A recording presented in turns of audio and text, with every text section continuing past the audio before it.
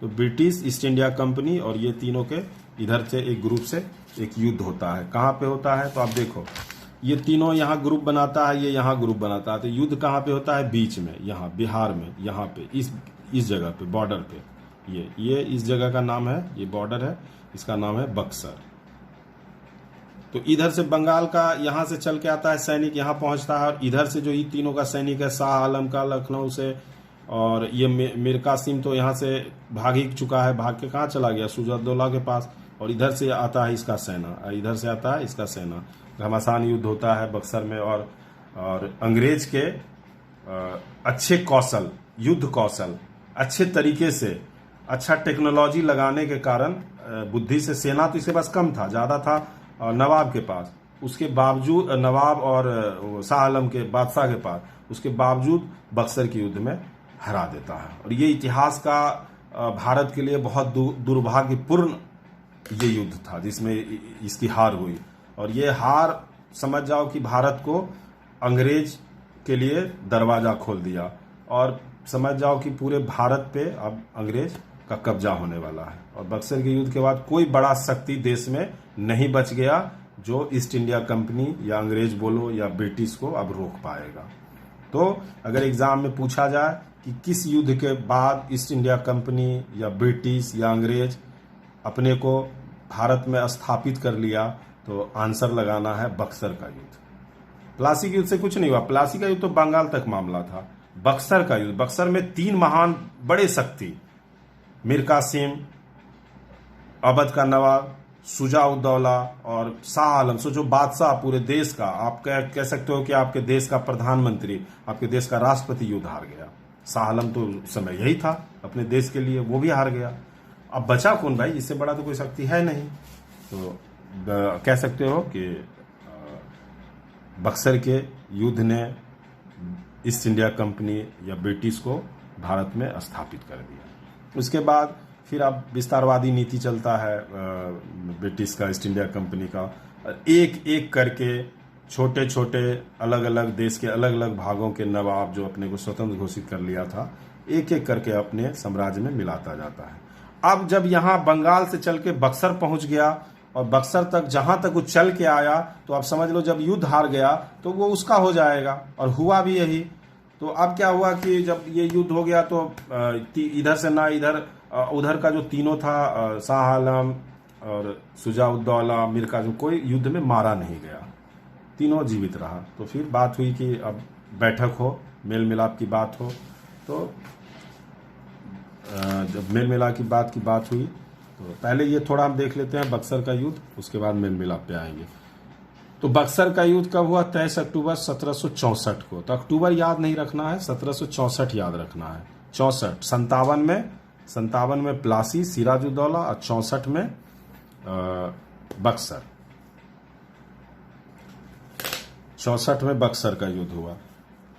इधर से कौन कौन था? मीर कासिम, अवध का नवाब सुजाउद्दौला और मुगल बादशाह शाह आलम II, इसकी संयुक्त सेना थी, और उधर से अंग्रेज। बक्सर का 64 में अंग्रेजी सेना का नेतृत्व करता हेक्टर मुनरो। इस समय क्लाइव जा चुका था, तो क्लाइव था नहीं। ये बहुत इंपॉर्टेंट है, VVI करो कि पूछता है कि बक्सर के युद्ध के टाइम में अंग्रेज का नेतृत्व करता या सेनापति कौन था? तो आंसर लगाना है हेक्टर मुनरो। आप कह सकते हो कि हेक्टर मुनरो ने ही अंग्रेज को भारत में स्थापित कर दिया। पहले तो क्लाइव का योगदान था, ज्यादा योगदान क्लाइव का, लेकिन उससे भी बड़ा युद्ध, क्लाइव तो युद्ध लड़ा नहीं था, उससे भी बड़ा युद्ध, बहुत बड़ा युद्ध, बक्सर का युद्ध हेक्टर मुनरो ने लड़ा, और हेक्टर मुनरो ने अंग्रेज को स्थापित कर दिया यहाँ। तो 2 नाम आ गया, क्लाइव आ जाएगा प्लासी में, उसके बाद आ जाएगा मुनरो। हेक्टर बक्सर और 64, हेक्टर बक्सर 64, ऐसे याद रखना है, ठीक है। इस युद्ध में अंग्रेजों की जीत हुई, जाहिर सी बात है। इस युद्ध के बाद अंग्रेज की भारत में वास्तविक सत्ता स्थापित हो गई। देखो मैंने लिख दिया है, यही आंसर लगाना। 1765 में मीर जाफर की युद्ध में हार गया, ये तीनों का कहानी खत्म हो गया। अब वो तीनों होगा क्या होगा तीनों का, तो अभी आगे होगा। अब नवाबी का क्या हुआ, बंगाल के नवाबी का, तो वो देख लो। नवाबी का क्या हुआ, मीर कासिम तो भाग ही गया। इस युद्ध के बाद मीर कासिम दिल्ली भाग जाता है, उधर ही किसी शासक के यहाँ जाके वो छुप जाता है शायद, 1777 या 72 में उसकी मृत्यु हो जाती है उधर ही। अब बचा शुजा-उद-दौला है यहाँ पे और शाह आलम टू।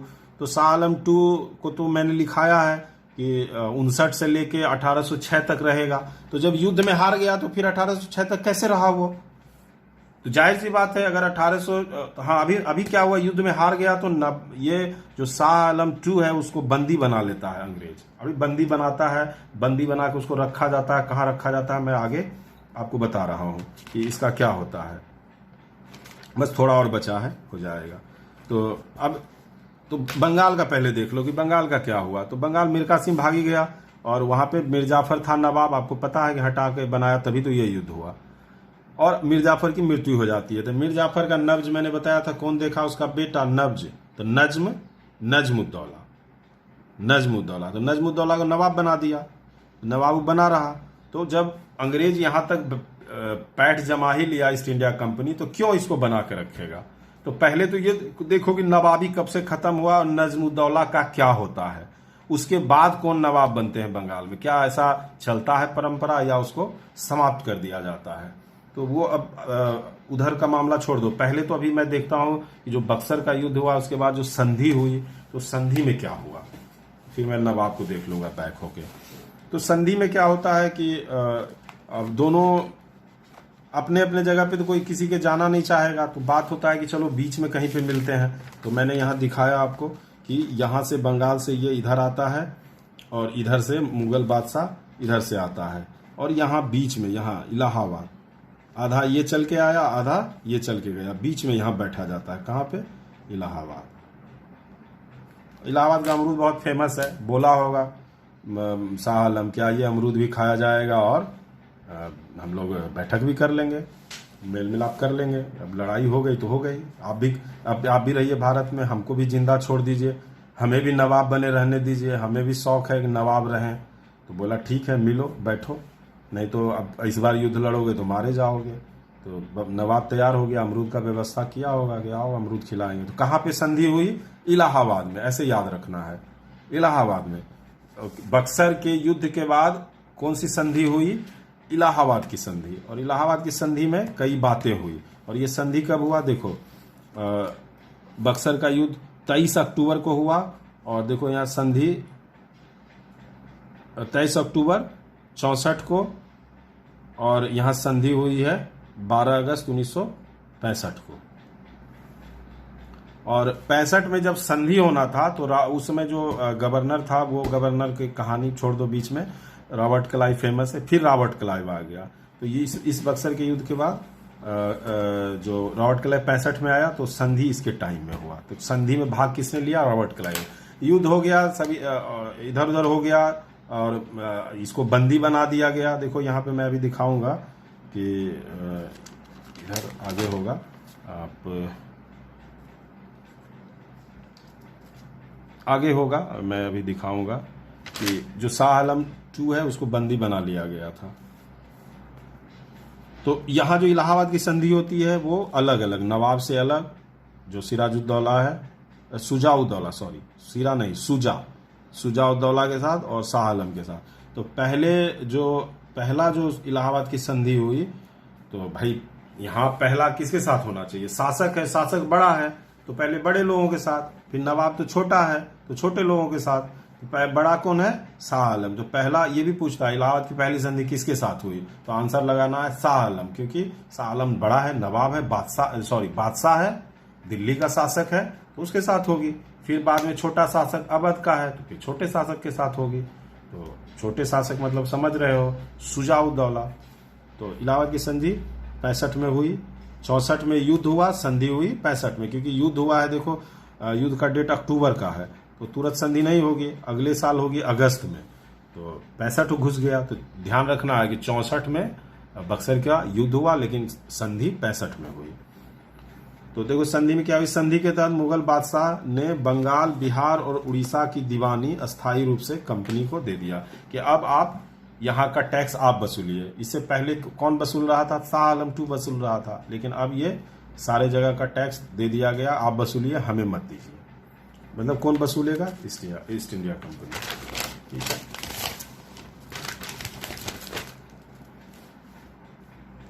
फिर दूसरा फिर संधि होगा, तो पता है बच गया कौन, शुजा-उद-दौला नवाब। तो दूसरा संधि होगा अवध के नवाब शुजा-उद-दौला और क्लाइव के बीच, क्योंकि क्लाइव 65 में आया, तो संधि क्लाइव के साथ होता है। लेकिन बक्सर के युद्ध के टाइम में क्लाइव नहीं होता है, यहाँ वो हेक्टर मुनरो के नेतृत्व में लड़ा जाता है। उसके बाद क्लाइव आ जाता है और क्लाइव संधि करता है कि नहीं रुको, ऐसे नहीं होगा, इन लोग से करना है। फिर देखो यहाँ मैंने नोट लिखा है कि 1765 को क्लाइव के समय बंगाल में लियो कार्टिस, बंगाल का गवर्नर, ने द्वैत शासन की शुरुआत किया। उसमें लियो कार्टियस बंगाल का गवर्नर बन गया था, लियो कार्टिस। तो उसके समय में द्वैत शासन की शुरुआत। द्वैत शासन क्या था? द्वैत शासन का ये मतलब है कि नवाब तो था, मैंने बताया, लेकिन नवाब कैसा था? कठपुतली। कहने को था कि सब कुछ नवाब कर रहा है, लेकिन एक्चुअल में कौन कर रहा था? तो ईस्ट इंडिया कंपनी वाला, वहां का गवर्नर कर रहा था। तो जो भी टैक्स वैक्स वसूलने का काम था वो दे दिया गया नवाब के हाथ में। नहीं सॉरी, नवाब ये ईस्ट इंडिया कंपनी अपने हाथ में ले लिया पैसा वसूली का, और नवाब को दे दिया गया प्रशासन चलाने के लिए। आप चलाइए, कुछ भी गड़बड़ हो तो आप पे जिम्मेदारी आएगी, लोग आपको बदनाम करेंगे और पैसे तो हम वसूलेंगे। तो नवाब से, और जो नवाब को कहता था वो करना पड़ता था। तो आप देखो कि वहां दो सरकार हो गई, एक तो नवाब और दूसरा अंग्रेज, ब्रिटिश, दो लेयर में। इसलिए वहां द्वैत शासन कहा जाता है, नवाब का भी शासन, ब्रिटिश का भी शासन। तो और लेकिन नवाब पे कंट्रोल किसका था? ब्रिटिश का। तो इसीलिए वहां कहा जाता है उसको द्वैत शासन, दो तरह का शासन। अरे उससे बेटर नवाब को हटा देते, आप ही चलाते। तो नहीं, नवाब कुछ भी होगा, बदनामी होगी, नवाब फंसेगा, मुझे क्या है। जनता को नवाब जवाब दे कि क्यों नहीं हो रहा है ठीक से काम। और जबकि इशारा किसका है? ब्रिटिश को, ब्रिटिश का इशारा है, मीन्स ईस्ट इंडिया कंपनी का। तो इसी को कहा जाता है द्वैत शासन। मतलब शासन का बागडोर ब्रिटिश के हाथ में, ईस्ट इंडिया कंपनी के हाथ में कहो, और जिम्मेदारी किस पे डाल दिया जाता था? नवाब पे। तो ये है द्वैत शासन। देखो मैंने लिखा है कि सभी शक्ति ईस्ट इंडिया कंपनी के हाथ में, जबकि जवाबदेही नवाब के ऊपर डाला गया था। नवाब का सेना भी समाप्त कर दिया गया था कि अब आप सेना नहीं रखेंगे। सेना किसका रहेगा? तो अंग्रेज का, क्योंकि उसके पास सेना रहेगा नवाब के पास, तो हो सकता है बगावत कर दे, तो उसका सेना भी हटा दिया गया। और ये 1765 में द्वैत शासन किसने शुरू किया था? डबल, यही नवाब और ये वाला, तो ये क्लाइव किया था। या तो क्लाइव क्लाइव क्लाइव, हर जगह क्लाइव लगा दो, जिसके क्लाइव में ताकत है, मजबूत है, वही करेगा ये सब। तो क्लाइव और ये सब चला। लेकिन जो उसके बाद वारेन हेस्टिंग्स आता है 1772 में, बंगाल का गवर्नर बन के ईस्ट इंडिया कंपनी की तरफ से, तो वो कहता है सब अवाबी नवाबी नहीं चलेगा, इसको हटाओ, और सिर्फ हम हैं तो हम हैं। और ये नवाबी का पद खत्म कर देता है बंगाल से। नजमुद्दौला था, उसको भगा देता है, हटा देता है, और नवाब बोलता है अब कोई नवाब नहीं बंगाल में, अब सिंगल शासन चलेगा, और वो चलेगा ईस्ट इंडिया कंपनी का। तो आप कह सकते हो कि एक शासन का अंत, मतलब जो द्वैत शासन वाला व्यवस्था था वो अंत हो गया। तो 1772 में द्वैत शासन का अंत हो गया। 65 में क्लाइव ने स्टार्ट किया बक्सर युद्ध के बाद, और 72 में समाप्त हो गया। और किसने किया? तो वारेन हेस्टिंग्स ने। ये पूछता है कि द्वैत शासन का अंत किसने किया? वारेन हेस्टिंग्स ने। स्टार्ट किसने किया था? रॉबर्ट क्लाइव ने।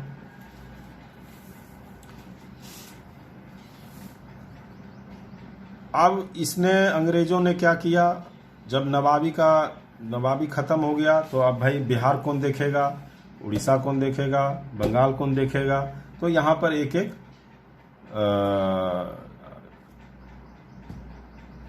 एक आदमी को बैठा दिया गया टैक्स वसूलने के लिए, शासन करने के लिए नहीं, टैक्स वसूलना। देखो मैंने लिखा है दीवानी के लिए।